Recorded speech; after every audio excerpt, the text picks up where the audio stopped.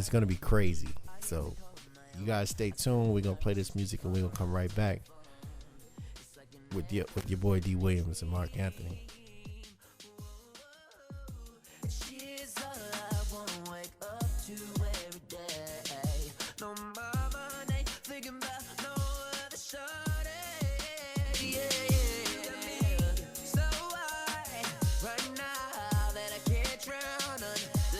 And it's crazy how you got me. So raise your hands up in the air if you really love it to the end. You and I will never be apart. You lift my life, connected from the start. Until I die, I'll never let you go. My one and only girl, you know you caught me by surprise. And ain't a doubt to the whole wide world. Until I die, I'll never let you go. My one and only.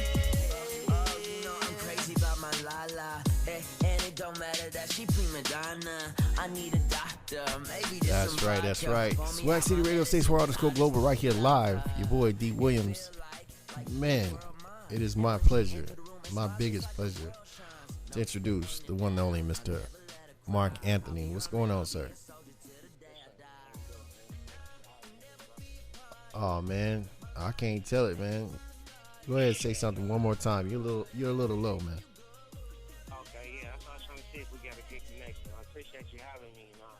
Really looking forward to this interview all day, all week, and for a long time. So thank you a lot, man. I appreciate what you're doing, and letting me be a guest and get the little word out on my book. Oh, no problem, man. We trying to figure it out, man. I mean, you the man. You talking big game, writing a book, talking about the ABCs of the Black Man Principle. So that's a big load to put out there. You kind of got to back that up. So I've been, getting a little feedback talking about, you got to live up to that now. So it's kind of fun, just kind of riding along with the book and seeing where it takes me.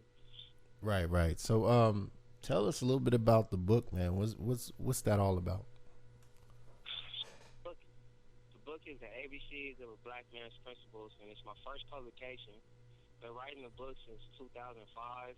And just kind of chopping on it, taking some publication classes, and I was actually a publisher on SEC News magazine in 2011. So the publication came out in 2013, and they have a 2004 version out as well. So I kind of had some experience in the publication process, so that was able to, kind of help me get a leg up and, get a foot in on publishing my own book. Right. Mm-hmm. So let me ask you, I mean, like I said, also too, I seen something that you emailed me, man. What's going on? You got a spotlight. You have a spotlight, like they 4 graduate. I mean, that's got to be that had to be big for you. You know what I mean? Like being that they don't give Black people awards that often. Yeah, especially in Fontana. So right. I know your mom's. I know your mom's felt real proud of that. Yeah, so she was real happy to hear me. So I had a little, we sat down and talked for a long time. It was actually, the book actually helped me a lot with my relationship with my mom. We kind of had some issues, like when I was growing up. And, just this book, I kind of, was able to kind of sit down and talk to her, and she kind of see where I'm coming from, because it's in writing. When you put things down in writing, it kind of gives, a different angle from just saying it. The spoken word, it kind of gets lost sometimes, especially in translation and communication. So when you put things down, it just turns into, a different kind of element. So I really appreciate, from God, my ability to write things down. So, I'm just trying to go with it, and I see, the build in my relationships and, the advancement in myself. Even just, with putting my thoughts down on paper and writing it down and typing it and, making things stick. Like, so I really, just want to, encourage other people to do the same thing. You don't have to be a writer to write things down. It's just, it's an organization process. So when you think about things, it's better for you to write it down right then. And you can have a good thought, write it down. Even if you don't, keep it. It's better for you to write it down, because the thought stays longer and the effect stays longer. It just turns into a different element when you write things down. So that's what I'm just encouraging, especially Black men, when we write things down, we'll be doing better for ourselves. So it's just, my little literary movement right now is what I'm trying to put is just write it down. Whatever you have, whatever you're thinking about, whatever you're going through, like just write it down. Right. Now, let me ask you, so how did it feel when you got your book, when you first seen it on Amazon? Like, wow, I did it. You know what I mean? Like, was you like, did you pop a bottle or how'd you feel? It was humbling, like I had to calm down because, it's kind of new territory. So I had to be calm. I couldn't get too excited about, just having it published because then I got to sell them, so it's like always the next step. Every time I accomplish, a certain stage, with the book process, it's like a new stage. So now, like, I have a publisher, but it's a small, like, vanity publisher that just prints up the books for me. So now I have to go out and sell these books and, try to, sell myself to a bigger publisher. So right now I'm looking at, like, Travis Smiley's group and trying to, go get on and publish with him. And he has a new book out. I think it's Day with the King. It's something in regards to the last year of Martin Luther King's life. And he always has great publications. So I'm trying to kind of, put my book in the same category or even publish within the same company with Travis Smiley. So. Oh, okay. And now let me ask you, like tell us about the book. When you say the ABCs, the principles, you talk about the alphabet, et cetera, of the black man. Give us an insight on that, on your perspective on that. So, actually, the letter P is for perspective that I have in there. So that's one of my favorite ones. So the ABCs of a black man's principles is just my perspective on, what every man should have as far as values in his life. And I just wrote it down. So it's really basic, like A. The book goes from A to Z. So A is for accountability. A is for appreciation. And then B is for balance. And then C is for character. And C is for consistency. So just different principles that are kind of, that just shed some light on, the characteristics that every man should have, every person, especially a man, but specifically black men, because I am a black man. So for me to represent, in book form and make a difference in my community, I would have to start with, my black community. Right. And that makes sense. You know what I mean? Like, that makes a lot of sense, just in my opinion. Right. So, I think it's real tough to really talk about something or to do anything without the P, without perspective. Yeah. You know what I mean? Because it's like, you ever meet somebody, and I'm just talking about like a strange dude, like getting your hair cut, and then he, you sitting in that chair and you listening to the man, and the man has really not, like, he run his mouth, and it's like he might have a point, but I'm like, I don't really feel your perspective on it. Yeah, it's like I don't feel your perspective. Like, what's your perspective on this point? Like, you might have like, okay, for instance, how'd you feel about like the whole incidents going on in the South right now with the police that shot the boy, the unarmed boy? How do you feel about that? I think like the world is really getting out of control and crazy right now. Like, I'm very spiritual, and I feel like the world, like, always has a reset. Like, every time it gets out of control, like, God always finds a way to balance it out and reset it. So I just feel like the world is getting very out of hand right now, and, we're all living through this. So, we all just got to kind of stick together and, try to find a spirituality. I think we all just need to pray a lot more, that these type of things don't happen to your son, your brother, your pops, your friends, like, because every day we go out here, we're not guaranteed anything, and anything can happen. And I hate to see people taken for granted when, life is so fragile, and every time you go outside, and have some kind of confrontation, it might not go your way, especially with, incidents with, the police and how egotistical, they are becoming because, are in authority, and they have so much behind them, like the militarization of the police departments. Like, how does that make one police officer feel when he knows he has, so much of that behind him and nothing's going to happen, if he makes, a judgment call or a prejudgment call, So it's just getting way out of hand as far as, I feel like it's egotistical, it's way too egotistical, especially in, the authoritative departments as far as like the police department and the judicial system. Like, it's getting way out of hand. Like, they're supposed to be service to the people and they're actually, killing people. That's terrible. I mean, do you feel like, in your honest opinion, do you feel like cops need to be unarmed? Now, I'm not saying to the point like where they have no weapons. Like, like real bullets. Like, I feel personally like police officers should be armed with rubber bullets now.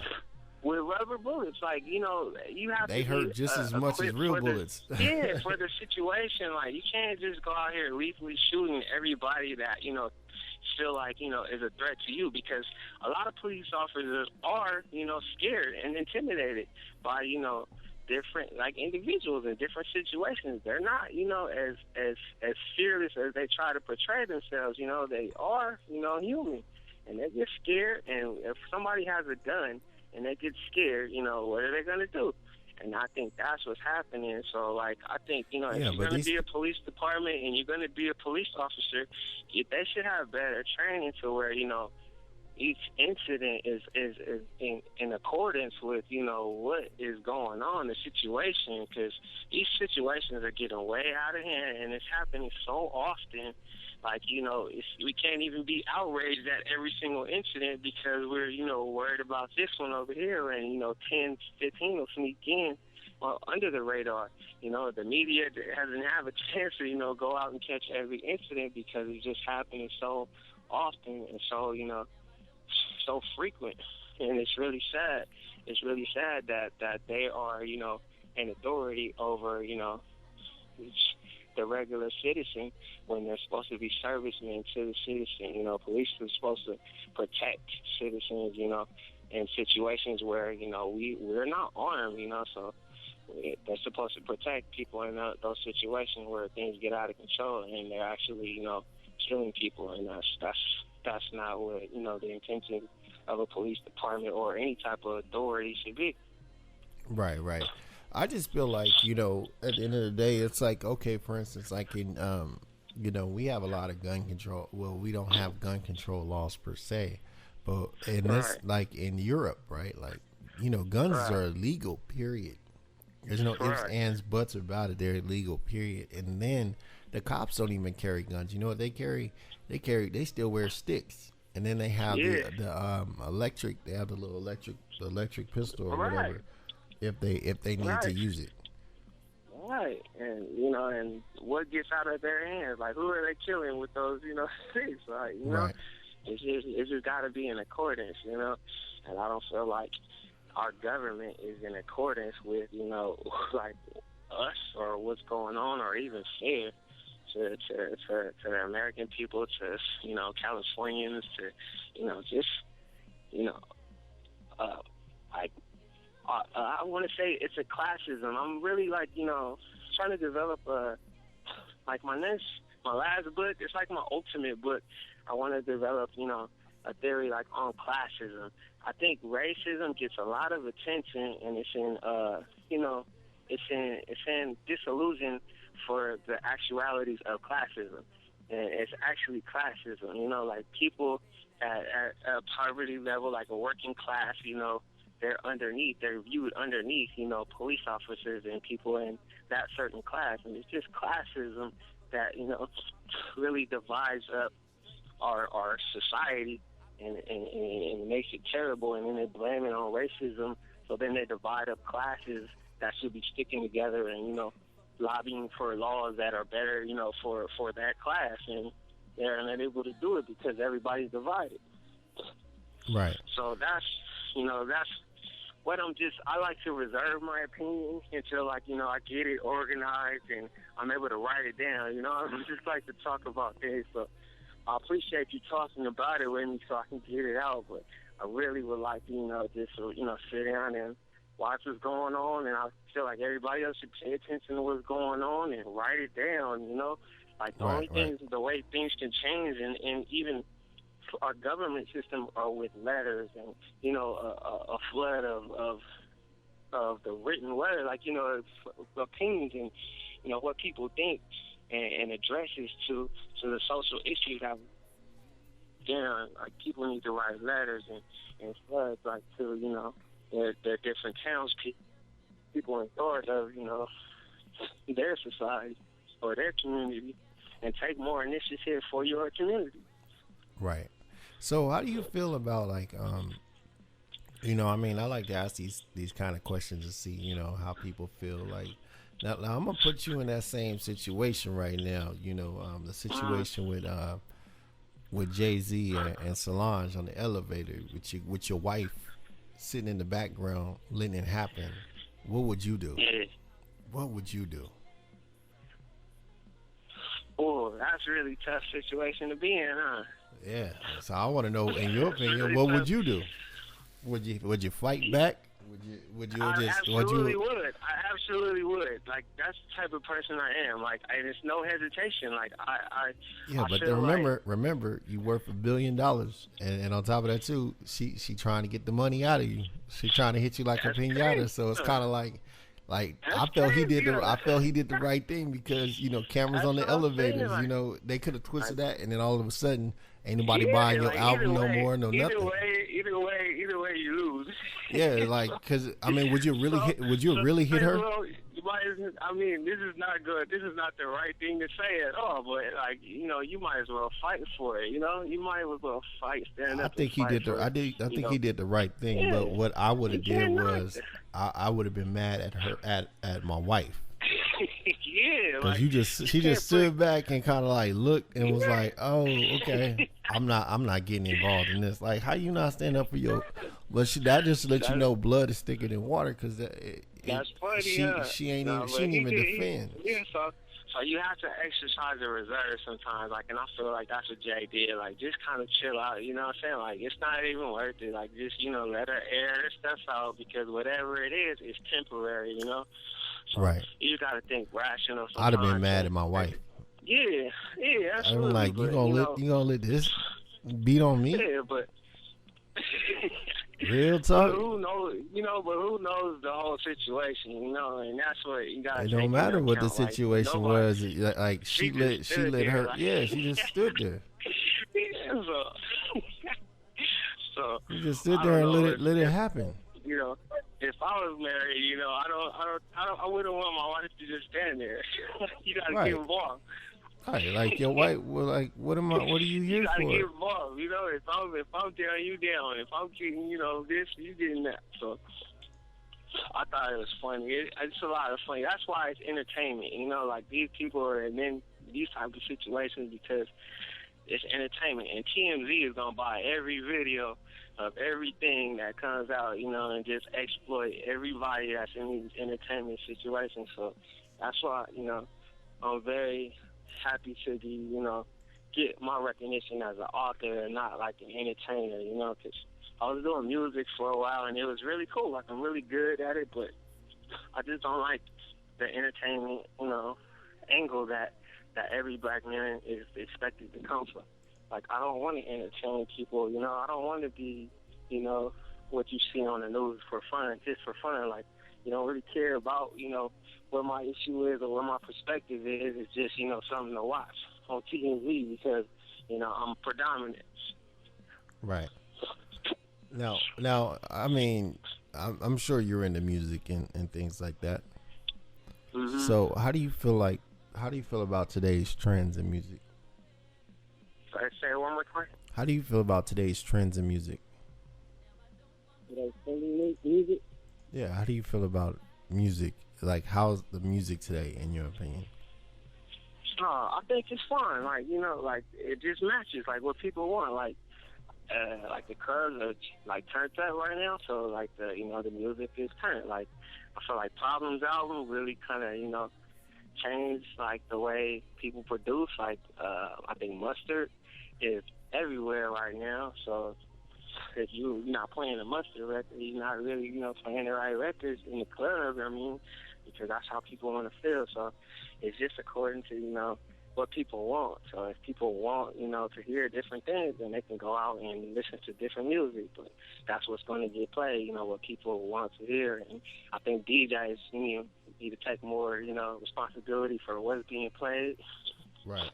Because they're supposed to, communicate the newer music, not just, the same stuff. So I think DJs need to take more responsibility for the repetition that's going on. So like we have things that get played. So we have a caller right now. Yo, what's up, caller? You called in Swag City Radio. How may we help you? Turn your music down in the background, please. Hello, caller. Okay, never mind. I was excited too. I was like, yeah. Anyways, if you like to call in and you have some questions, you just want to conversate, 310-928-1800, 310-928-1800. What we're going to do is we're going to let a little music play right now, and then we're going to get right back into some conversation with Mr. Mark Anthony here live, Swag City Radio. Swag City Radio. You don't know what you do to me. You don't know what you do to me. You don't know. You don't know. You don't know what you do to me. Look into my eyes. You see what I see. Me up in the mirror, getting freaky. You got me in my zone. Your eyes on me. While I'm up from behind, giving you everything. You know you got me high. Now I. So it's my son. My son is 7 years old. Like if he grows up, and he doesn't have room to grow, like whose responsibility is that? I have to make a way. We have to make a way for our younger, our youth, the people that's coming up, because we're all individuals, but how different are we? How different are we? There's another young D. Williams coming up, that that has the same personality, has the same influences, has the same passions, and I feel like it's our responsibility as men to find those kids and guide them, towards the same success that you have, the same perspective that you have, the same things, pitfalls that you feel in. Guide them away from that, because that's how you enrich, your life. That's how you enrich his life. That's how you enrich, our future generations' life. If we dodge in the pitfalls that, befall our fathers, then that makes me better. Right. Most definitely. And that's really what it is. And a lot of people don't. Really what it is. A lot of people don't understand that, nor do they take that, man. So and it's, go ahead. I'm sorry. I think it's a selfishness.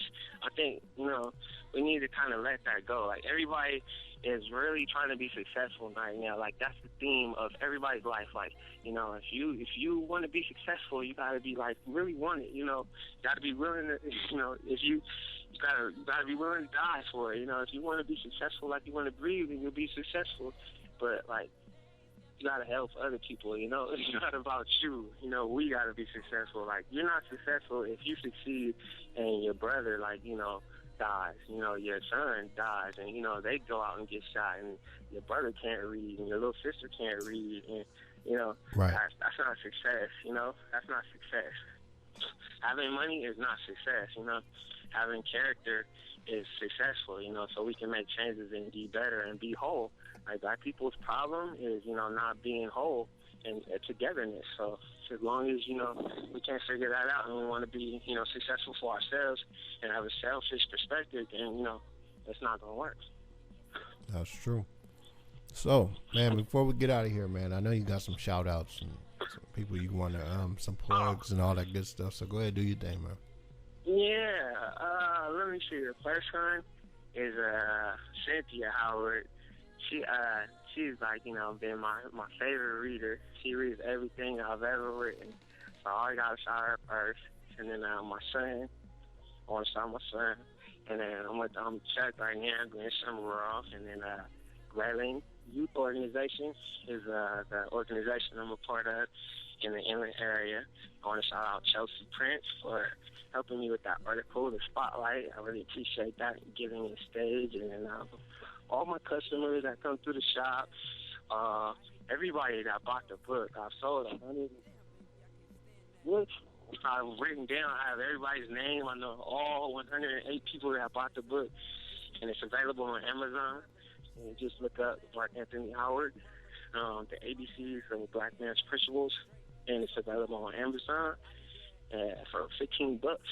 And shout out to you if you want to go get it. And shout out to D. Williams for having me on the Swag City Radio. I really appreciate the opportunity. And, you know, and this is the type of things that I want to do. Is I could just get out, you know, and get a little stage so I can get my perspective out. I think that'll change a lot of things, you know, just from people to hear it. So shout out to those that are making changes in that community. Josiah, my man Josiah, shout out to him. And Music Change Lives, he's doing a lot in the community. And I think that's all I got right now so far. So I appreciate you, and then shout out Brian Edwards. That's what's up, man. Well, Swag City Radio definitely appreciates you, man. I definitely appreciate you. That's why I reached out to you, man. We always looking for people who are doing positive things. That's the most important, especially young black people doing positive things. So to me, that's the top of the list. So, man, shout out to you once again. Yo, man, it's been a pleasure, man. D. Williams, Mark Anthony. I was super excited. You know, D. Williams, Mark Anthony is going down right here live. But what we about to do right now, we about to get into a little music real quick. You know, for all those listeners out there, you know, definitely hit up the request line, 310-928-1800, 310-928-1800. Let's get it. Swag City Radio. Feeling like a 16 man. All this touching got me feeling so late.